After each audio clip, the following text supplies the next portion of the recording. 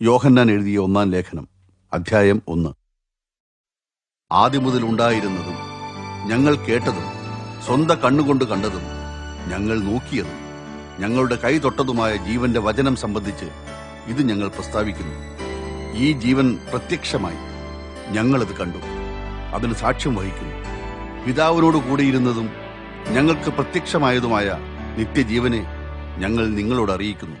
നിങ്ങൾക്ക് ഞങ്ങളോട് കൂട്ടായ്മ ഉണ്ടാകേണ്ടതിന് ഞങ്ങൾ കാണുകയും കേൾക്കുകയും ചെയ്തത് നിങ്ങളെ അറിയിക്കുകയാണ്.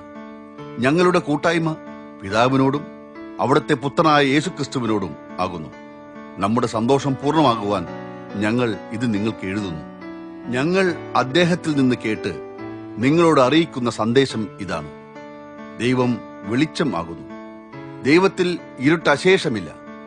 നമുക്ക് അവിടത്തോട് കൂട്ടായ്മയുണ്ടെന്ന് പറയുകയും ഇരുട്ടിൽ നടക്കുകയും ചെയ്യുന്നുവെങ്കിൽ നാം പറയുന്നത് വ്യാജമാണ്, സത്യം പ്രവർത്തിക്കുന്നതുമില്ല. എന്നാൽ അവിടുന്ന് വെളിച്ചത്തിലായിരിക്കുന്നത് പോലെ നാം വെളിച്ചത്തിൽ നടക്കുന്നുവെങ്കിൽ നമുക്ക് അന്യോന്യം കൂട്ടായ്മയുണ്ട്.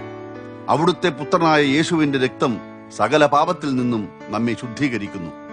നമുക്ക് പാപമില്ല എന്ന് പറയുന്നുവെങ്കിൽ നാം നമ്മെ തന്നെ വഞ്ചിക്കുകയാണ്, സത്യം നമ്മിലില്ല.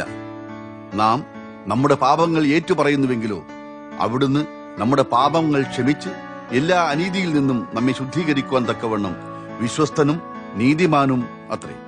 നാം പാപം ചെയ്തിട്ടില്ലെന്ന് നാം പറയുന്നുവെങ്കിൽ അവിടുത്തെ നാം അസത്യവാദിയാക്കുന്നു, അവിടുത്തെ വചനം നമ്മിലില്ല.